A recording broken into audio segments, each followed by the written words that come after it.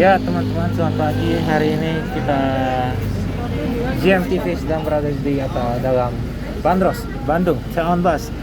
Kita akan putar-putar ke beberapa kawasan top di kota Bandung. Dan kita akan start dari alun-alun kota Bandung. Di sisi seberang apa ini? Remaja Bandung Wali Kota kan di seberang ini, tidak tahu.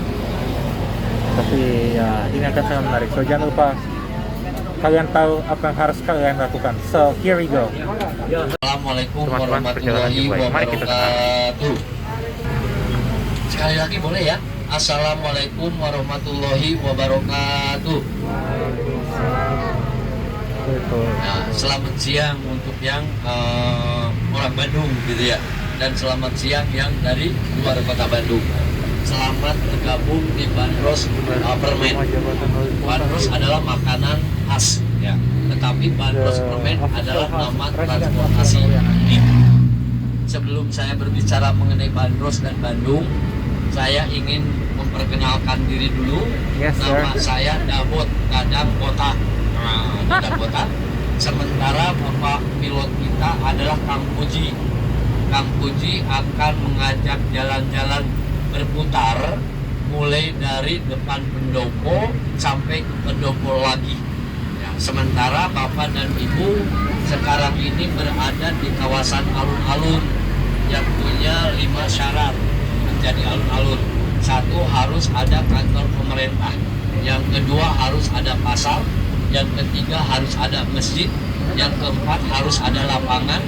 Dan yang terakhir, ini orang Bandung semua bukan? Orang Bandung semua ini? Bukan Cimahi, oke. Dari luar ada ya? NTT. NTT mantap Kang. Nah, nanti ada sangkut pautnya dengan NTT. Nah, sementara ya untuk yang dari luar Bandung, saya ingin memperkenalkan kawasan ini.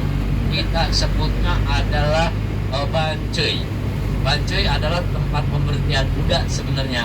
Tetapi saya tidak mau berbicara mengenai kudanya. Saya ingin menyampaikan sejarah orang yang dipenjarakan tanpa dosa sebelumnya begitu ya.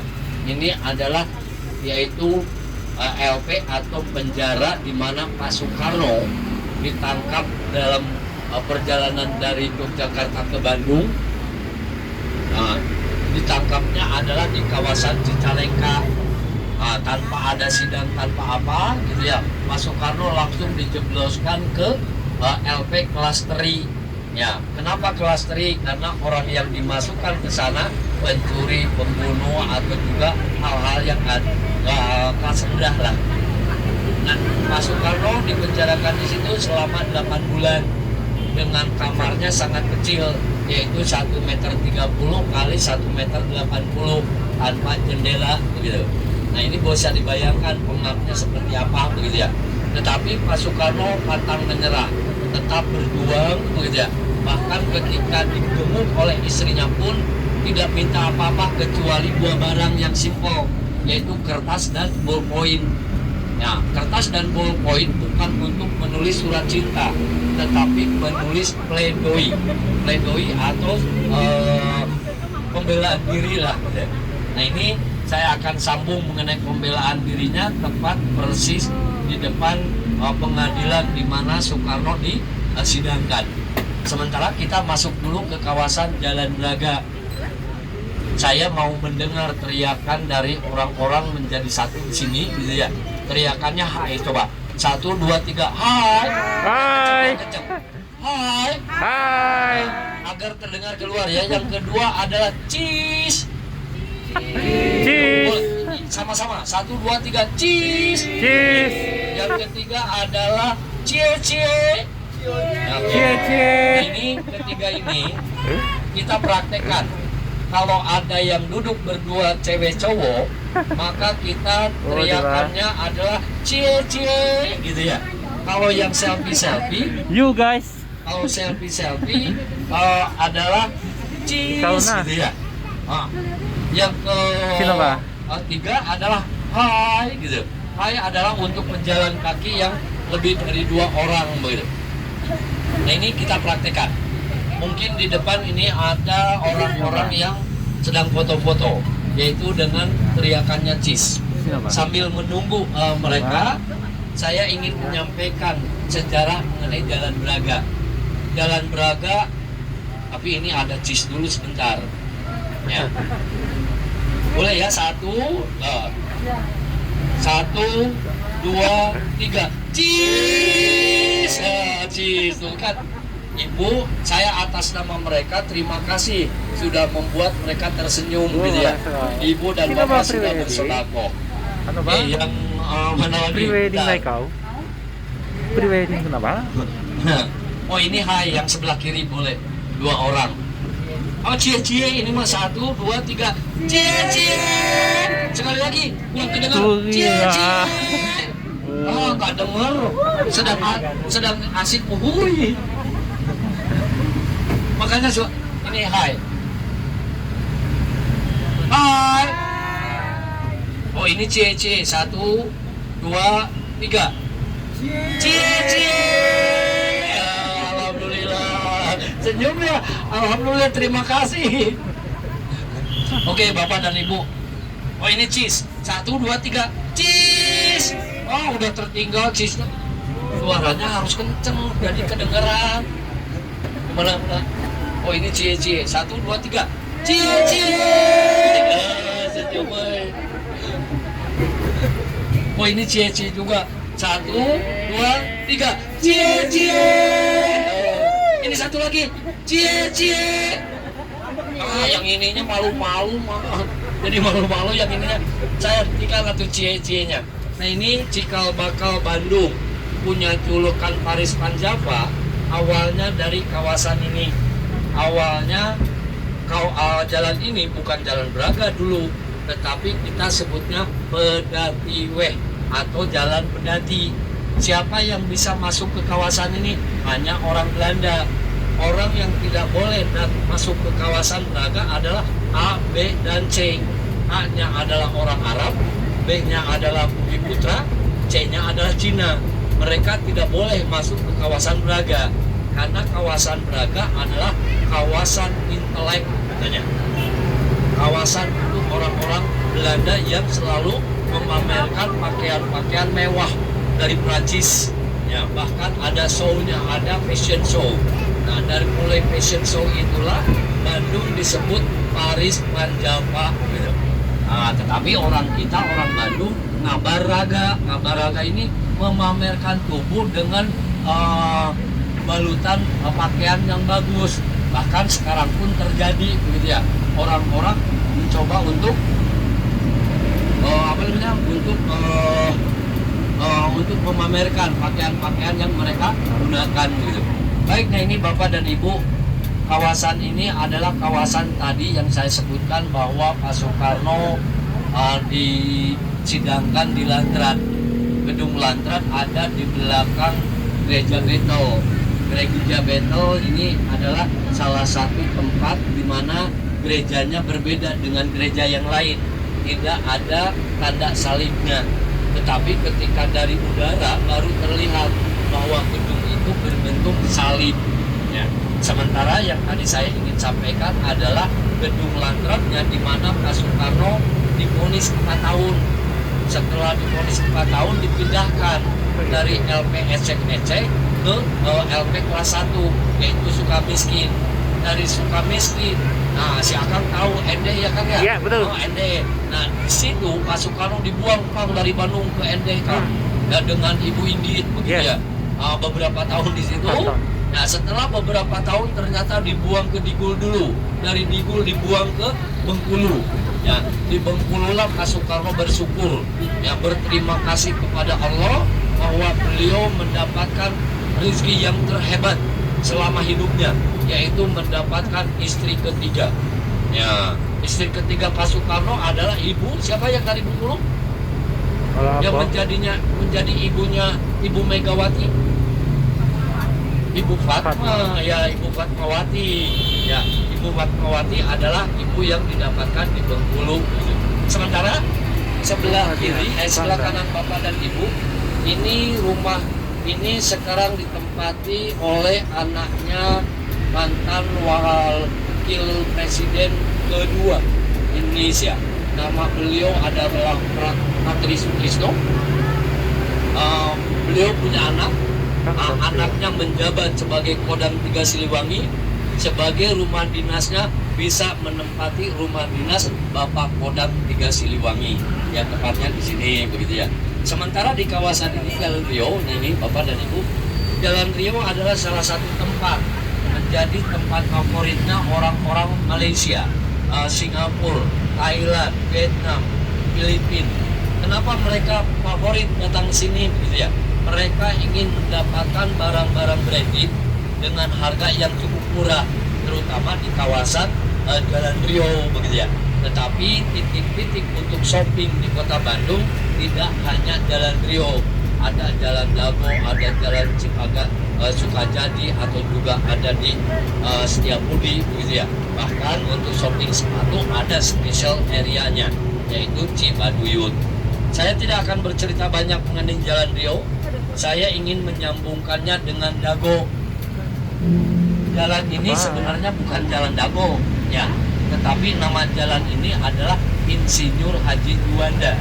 Tetapi ketika kita bertanya mengenai Jalan Insinyur Juanda, orang Bandung kadang-kadang tidak tahu begitu ya, orang Bandung sendiri. Tetapi apabila kamu bertanya di mana Dago, maka otomatis akan ditunjukkannya ke kawasan di mana Bapak dan Ibu berada sekarang.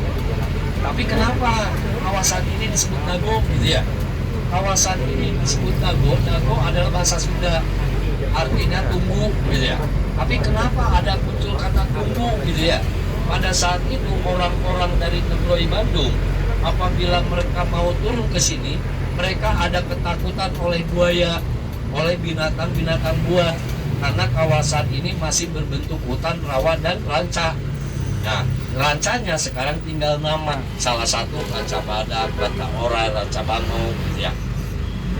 Nah, ranca apa? Ranca mangga, ranca badak, ranca. Nah, ini dengan ketakutan itu, maka mereka selalu berteriak dagoan, dagoan, dagoan gitu.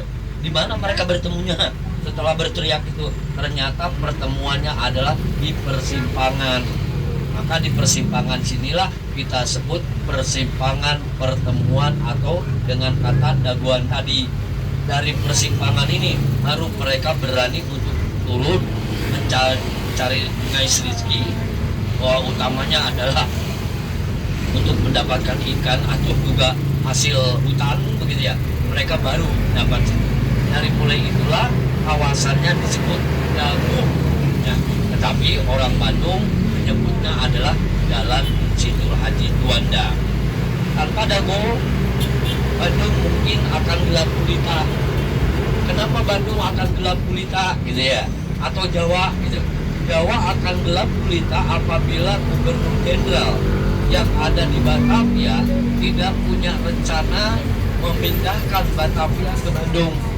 Tetapi karena ada rencana memindahkan Batavia ke Bandung, maka menginstruksikan ke Wali Kota Bandung pada tahun 1920. Wali kotanya bernama Bertus Pur, gitu ya. Satu, untuk membangun PLTA pertama di Pulau Jawa. Nama PLTA-nya adalah PLTA Dago Bengkok. Pembangunannya selesai dalam jangka 3 tahun. Ya. Sementara tidak jauh dari Dago itu ada satu kawasan yang kita sebutnya Wilhelmina Plain, atau taman terbuka luas gitu ya, yang sekarang dijadikan kantor Bapak Gubernur Jawa Barat. Ya. Nama gedung kantor Bapak Gubernur Jawa Barat namanya apa? Barangkali tahu. Gedung Sate ya. Umumnya orang menyebutnya Gedung Sate. Gedung Sate diberikan setelah Indonesia merdeka, bahkan oleh salah satu gubernur Jawa Barat saat itu. Orang Belanda ketika saya tanya, do you know Gedung Sate? Nih katanya, tidak katanya. Tetapi ketika saya bertanya GB atau Government Bedreven, maka dia akan menunjukkan gedung yang sekarang kita gunakan sebagai Gedung Sate. Maka nama gedung ini adalah GB.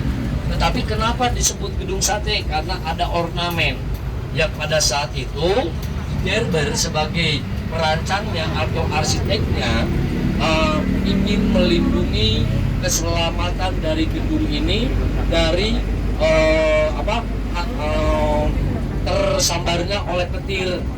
Maka dibuatlah penangkal petir. Tetapi kenapa berbentuknya sate ada 6 gitu ya? Nah, di sini si Derber ingin menyampaikan bahwa jumlah uang yang dihabiskan untuk pembangunan gedung ini sebanyak 6 juta gulden pada tahun berapa? 1920. Ya. Nah, ini saya ingin tanya nih, Bapak dan Ibu, kalau satenya saya sudah bahas barusan ya. Tapi atap yang hitam itu mirip-mirip yang ada di Thailand.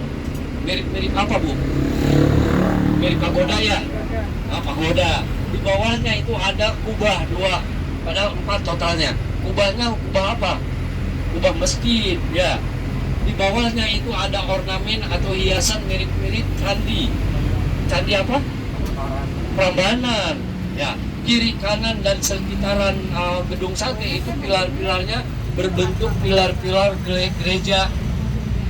Nah, yang di bawahnya adalah ornamen-ornamen kayu sebagai terima kasih kepada etnis Cina yang didatangkan langsung dari Tiongkok yang menganut Konghucu, begitu ya. Jadi si Derber bisa menggambarkan 5 agama di situ. Satu adalah yang beragama Buddha, yaitu yang berbentuk pagoda. Yang kedua adalah kubah masjid, yaitu yang beragama Islam. Yang ketiga adalah candi Prambanan, yaitu Hindu. Ya, yang keempat pilar-pilar adalah Kristiani. Ya, yang kelima adalah ornamen-ornamen kayu sebagai tempat bersembahyangnya orang-orang Konghucu. Artinya ada 5 agama, satu adalah Buddha, Hindu, Islam, Kristen dan Konghucu. Tetapi ada yang lebih unik lagi. Gedung sate menghadapnya kedua arah. Nah, di Bandung Utara itu ada gunung. Nama gunungnya adalah Gunung Tangkuban Parahu, yang dipercayai sebagai tempat sucinya orang-orang Hindu. Ya, tempat para dewa bersemayam. Sementara di selatan Pulau Jawa ada apa kira-kira? Ini Pulau Jawa, di selatannya ada apa? Apa itu? Ada apa di selatannya Pulau Jawa? Pantai Laut Selatan ya. Laut Selatan dikuasai oleh siapa? Nyi Roro Kidul. Ternyata si Derber bisa menghargai penganut agama Hindu dan penganut atau orang-orang yang mempercayai keberadaannya seorang Ratu Kidul. Utamanya adalah yang ada di Yogyakarta. Bahkan ada persembahannya dan sebagainya. Maka bentuknya menghadap kedua arah tadi. Selain tadi kedua arah, setelah dibangun gedung sate, ternyata dibangun juga perumahan orang Belanda. Nah, ini adalah kawasan perumahan orang Belanda. Tapi kadang-kadang orang Bandung tanpa sadar bahwa orang Belanda mencoba menginformasikan nama-nama sungai. Salah satunya kita berada di Citarum sekarang. Citarum. Di sebelah kanan ada Cipunagara.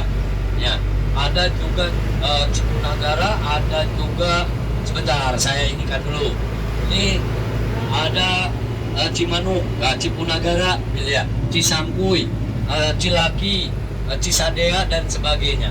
Ternyata mereka mempelajari kekayaan yang bersumber daripada nama-nama sungai ini, gitu. Tetapi setelah Indonesia merdeka, kawasan ini difungsikan selain sebagai taman penjaga, gitu ya. Nah, di sini Bapak dan Ibu bisa mencari barang-barang yang sudah sulit didapatkan. Second hand-nya bisa didapatkan di Pasar Loak. Nama Pasar Loaknya adalah kepanjangan daripada Cihapit, gitu. Sementara orang Belanda tidak hanya membangun perumahan, tetapi fasilitas sekolah, pendidikan. Ya, salah satunya adalah fasilitas pendidikan. Orang muda Bandung ketika saya berbicara mulo tidak mudeng, orang mudeng gitu ya.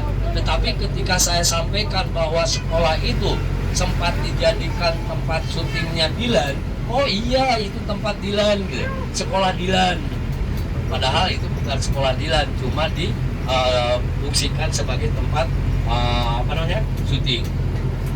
Sebentar, Ade, saya mau tanya, kalau 20.000 mungkin nggak dari Lombok ke Aceh? Enggak ya? Nah, ternyata dengan bandros saya akan buktikan, saya akan ajak ke Lombok, melintasi dulu Riau, dari Riau ke Aceh, dari Aceh ke tadi melintasi Maluku, kita masuk ke Kalimantan hanya dengan bandros dan 20.000 kita bisa lakukan itu, gitu ya. Nah, dari sini ini kita masih berada di Citarum Plan. Awalnya ini ada satu monumennya monumen telekomunikasi yang pada saat itu seorang ibu mencoba connect kepada anaknya yang tinggal di Hindia Belanda, tapi sambungan tidak begitu bagus sehingga hanya 2 kata yang terdengar, halo Bandung, berhenti putus gitu.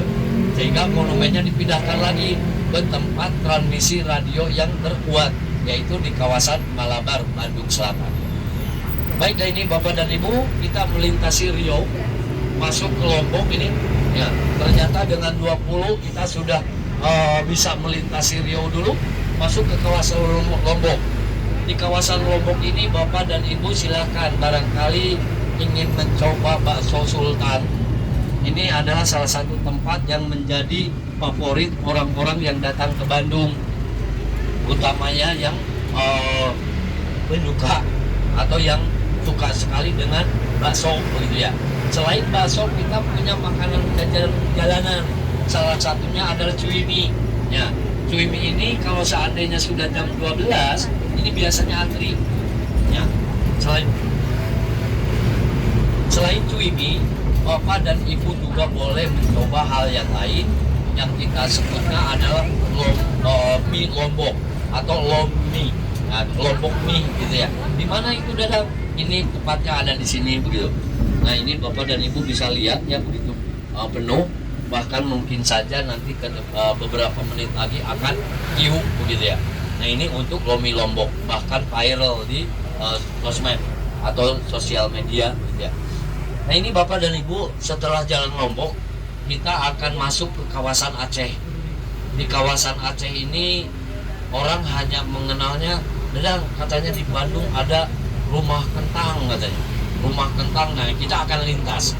Tetapi apabila tertarik dengan hal mistis, gabunglah dengan bandros mistis yang selalu diselenggarakan hari Kamis malam, dimulai dari pukul 7 sampai pukul 10. Oh, Bapak, iya ayah Rizky kemudian. Iya ayah Rizky tuh. Ya. Ya. Atur nuhun.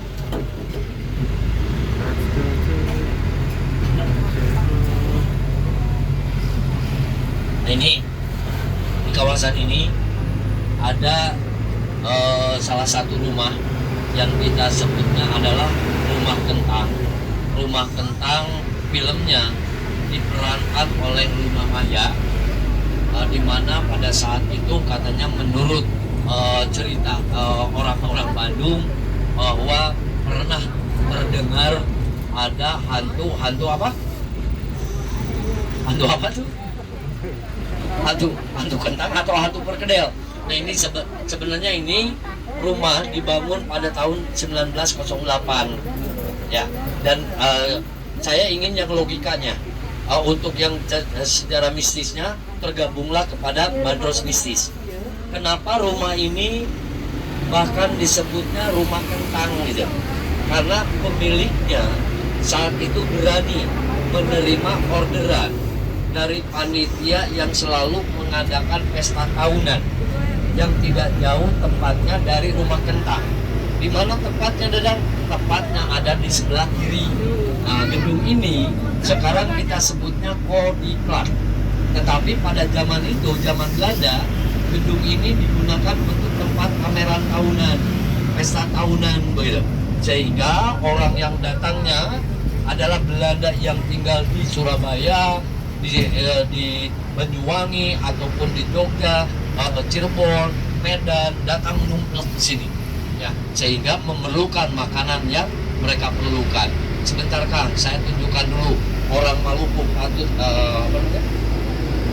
Maluku ya, ini Maluku begitu ya. Taman Maluku. Sementara tadi saya ingin sambungkan dulu mengenai rumah kentang.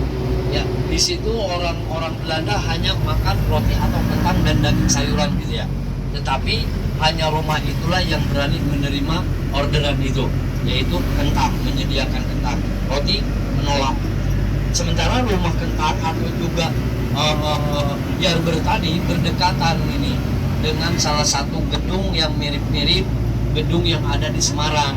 Di Semarang kita kenalnya adalah Lawang Sewu. Kalau di sini kita kenalnya adalah Gedung Van Orlog atau Gedung Sabahu. Ya, Gedung Sabahu ini adalah tempat di mana penyimpanan alat-alat perang. Jadi orang-orang Belanda pada saat itu ada ketakutan dari kantor pusat Batavia yang mereka rencanakan, yaitu GB.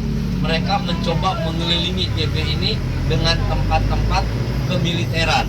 Salah satunya yang ada di kawasan ini, yang kedua ada di kawasan Cimbuluit, gitu ya. Timurnya ada di Ujung Berung, ya. Untuk baratnya ada di Cimahi. Ya. Takut oleh siapa? Oleh Portugis. Sementara tempat peperangannya ini ada di taman ini, yang sekarang kita kenalnya adalah Taman Lalu Lintas. Pada zaman Belanda ketika mereka berlatih peperangan, nama tamannya adalah Taman Insulinde atau taman nama-nama kepulauan di Hindia Belanda. Ya, bukan di Indonesia ya, tetapi Hindia Belanda, karena Indonesia masih belum terbentuk menjadi nama Indonesia. Tidak jauh dari Taman Insulinde ada salah satu gedung yang menarik buat saya, begitu ya. Pertama adalah 7 tahun lebih awal dibangunnya daripada gedung sate. Tempat ini adalah menjadi tempat belajarnya seorang sultan dari Yogyakarta, yaitu Bapak Hamengkubuwono X. Ya, sempat belajar di Kota Bandung. Di mana tempat belajarnya adalah di SMP Negeri 2 Bandung, yang jaraknya tidak jauh di kita berada sekarang. Tandanya berwarna hijau, dibangunnya pada tahun 1913. Sekolah ini berdampingan dengan salah satu sekolah yang terkenal juga, namanya SMP 5. SMP 5 siapa yang terkenal di Jawa Barat, begitu ya? Di Jawa Barat kan terkenal pastinya adalah Pak Ridwan Kamil. Ya, Pak Ridwan Kamil lulusnya di SMP 5 yang bersebelahan dengan SMP 2 ini yang ada di sebelah kiri, begitu ya. Dibangunnya kapan? Ya itu tadi tertera di situ, yaitu 1913 ya. Nah ini, sementara gedung ini tidak berjauhan dengan salah satu gedung sebagai tempat penampungan atau perawatan orang-orang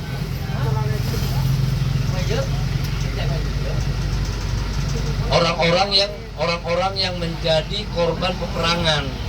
Nama gedungnya adalah Army Salvation yang dikepalai sekarang ini oleh Lion Club.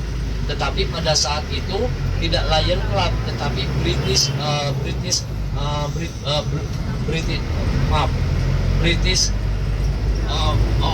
Fund ya, atau bantuan Inggris gitu.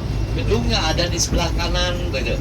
Nah ini adalah untuk orang-orang yang menjadi korban peperangan, ya, akan dirawat dan disembuhkan atau dibantu oleh organisasi Army Salvation ini.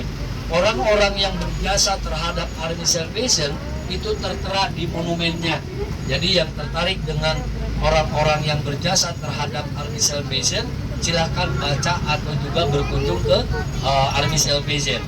Tetapi sayang, sekarang ini Army Salvation sudah berubah fungsi menjadi panti jompo. Ya, yang sedihnya hanya orang kita yang menitipkan orang tuanya, begitu ya. Padahal orang tua tidak patut dititipkan di panti jompo gitu. Itu panti jompo sekarang. Sementara nah ini Bapak dan Ibu, Insulinde akan berakhir di sini dengan kapal batasnya adalah Veteran dan Lembong. Veteran ini adalah ruas jalan dan Lembong adalah ruas jalan juga. Barangkali Bapak dan Ibu pernah membaca atau mendengar ada pemberontakan yang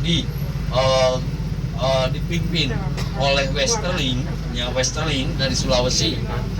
Sementara memberontaknya di Bandung, ya, yang mengatasnamakan Angkatan Perang Ratu Adil. Angkatan Perang Ratu Adil terjadinya pada tahun 1950. Siapa yang menjadi korban? Yang menjadi korban adalah Letnan Kolonel Lembong, ya, ketika menjaga tempat yang pada saat itu dijadikan kamp militer Siliwangi. Ya, dengan gugurnya beliau, maka nama beliau disematkan menjadi nama ruas jalan. Berbeda dengan jalan yang ini. Jalan yang ini kita sebut adalah Tamblong. Tamblong ini, di Jalan Tamblong sebentar ya, di Jalan Tamblong ada tempat yang terkenal untuk es krim. Yang penyuka es krim silahkan datang ke Cafe Rasa ini. Nah, bangunannya dibangun oleh orang Belanda, ya. Resepi untuk es krimnya adalah nasi yang asli, gitu ya. Sehingga tidak ada salahnya apabila datang ke Bandung mencoba menikmati resepi es krim ala Belanda. Harganya mahal kan? Oh enggak, ya. Silahkan coba dulu, gitu ya. Selain Cafe Rasa, ada dua gedung yang arsiteknya berbeda. Nah, yang sekarang kita kenalnya sebagai Hotel Prianger. Hotel Prianger dibangun oleh gurunya yang bernama Wolf Schumacher. Muridnya yang membangun gedung yang ada di sebelah kanan. Siapa murid Wolf Schumacher yang dia sayangi? Yaitu Insinyur Soekarno. Nah, Insinyur Soekarno dan Wolf Schumacher membangun gedung yang kita kenal dengan Hotel Bintang 5 yang sempat digunakan oleh para delegasi Asia Afrika ketika pada tahun 1955 berkonferensi di Bandung. Sementara saya sambung nama-nama Tamblong, ya. Tamblong adalah etnis Cina yang punya usaha di bidang meblir, yang berjasa atas ketersediaan kursi, meja dan lemari untuk di tempat konferensi. Yang atas jasa inilah nama beliau disematkan menjadi ruas jalan yang terhubung kepada jalan terpanjang di Pulau Jawa. Mau nanya, jalan terpanjang di Pulau Jawa apa? Anyar Panarukan, yang benar, mantap. Nah, ini ya ada mantap Bu, jawabannya mantap. Jawabannya Anyar Panarukan. Anyar Panarukan adalah nama tempatnya, tetapi nama jalannya adalah The Rute Poswe. Nah, The Rute Poswe pembangunannya dipimpin oleh Gubernur Jenderal namanya Daendeles. Banyak orang menyebutkan jalan Daendeles, tetapi namanya adalah Rute Poswe. Siapa dan bagaimana Daendeles? Nah, ini patung kepalanya ada di sini. Di sebelah kanan Bapak dan Ibu yang berambut gondrong itu ada Daendeles. Di sebelahnya adalah Bapak Bupati Bandung, yaitu Bapak Wiranata Kusuma yang memimpin pembangunan jalan terpanjang. Sementara nah ini Bapak dan Ibu di depan daripada Hotel Homan yang pernah digunakan untuk para delegasi berkonferensi di gedung Societe Concordia. Nah, gedung yang di sebelah kanan ini terhubung ke gedung sebelah kiri melalui mana, Dadang? Melalui bawah tanah. Ya. Nah, ini tangganya bisa dilihat di sini. Silakan Bapak dan Ibu lihat tangganya. Ya, ada di dalam situ. Ke bawah nih. Itu ada tangganya ke bawah yang terhubung ke Societe Concordia. Apa itu Societe Concordia? Gitu ya. Societe Concordia adalah tempat di mana orang Belanda dansa-dansa, nari-nari, mabok-mabok. Ya, apabila maboknya sudah over, mereka akan dimasukkan ke ruang bawah tanah. Bapak dan Ibu, Bakit. silakan Bakit, bersilaturahmi dulu Pak? ya. Bersilaturahmi Ano ba? dengan hantu-hantu Bandung ya. Silakan barangkali mau berbagi rezeki juga untuk membeli kosmetiknya. Ang ganda mo ha. Alhamdulillah. Ako po ang sudah. Atur nuhun. Makasih Bu. Yo. Bapak dan Ibu, saya mau tanya. Ada kacongok gue tangan. Ya, ada. Ya, Akatsuki. Bapak dan Ibu, saya mau tanya boleh ya? Acha. Kenapa Bapak Wali Kota dan Bapak Gubernur mempersilahkan orang-orang beruniform hantu di titik yang Bapak dan Ibu barusan berhenti? Ada yang tahu? Nggak tahu. Nggak tahu. Ano ba? Bapak barangkali tahu? May Ada message, sebenarnya ada pesan dari Bapak Wali Kota dan Bapak Gubernur, begitu ya. Pesannya adalah di kawasan ini ada salah satu situs. Situsnya situs apa gitu ya. Kita hanya mengenal namanya Sumur Bandung. Padahal itu adalah nyata ada, bahkan salah satunya ada di gedung GBO yang sekarang kita kenalnya gedung PLN. Nah, di gedung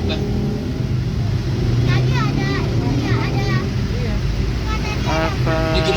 di gedung PLN lah, Apa? di gedung PLN lah ada salah satu situsnya. Totalnya ada 7 sumur Bandung. Video aja. Cara apa dibayar? Bapak dan Ibu, itu adalah salah satu message daripada Bapak Wali Kota dan Bapak Gubernur Jawa Barat ya, agar orang Bandung jangan kalah oleh Pak Jokowi yang selalu menyempatkan mandi di salah satu sumur Bandung. Tepatnya ada di kawasan Masjid Agung Pertama. Masjid Agung Pertama bukan yang ini. Nama Masjid Agung Pertama itu adanya di Cipaganti, yang sekarang kita kenalnya rumah Masjid Cipaganti gitu ya, yang dibangun oleh Bapak Wiranata Kusuma. Nah, silakan itu untuk yang Sumur Bandung yang kedua. Yang ketiganya ada di pertokoan yang sekarang ini sedang direnovasi. Padahal ini adalah kawasan rumah sakit dulunya. Cikal bakalnya adalah cikal bakal menjadi rumah sakit Hasan Sadikin sekarang. Nah, pada saat itu rumah sakitnya kecil saja, yaitu bersebelahan dengan kantor gedung kantor pos. Baik, nah ini Asia Afrika akan selesai di sini, berakhir di sini. Sementara tadi nama Anyer Panarukan sebagian besar umumnya sudah berganti nama. Salah satunya adalah ruas yang kita barusan lalui. Bahkan di depan sudah berbeda lagi. Namanya adalah Jalan Sudirman. Ini Asia Afrika. Bahkan di situ ada Nasution dan sebagainya. Tetapi pada zaman Belanda yaitu tadi disebutkan sebagai rute Poswe atau Anyer Panarukan. Sementara kita akan belok ke salah satu nama pahlawan Bandung. Saya mau mengundang nih orang-orang yang dari luar Bandung. Beliau punya julukannya si Jalak Harupan. Siapa beliau? Meninggalnya karena diculik.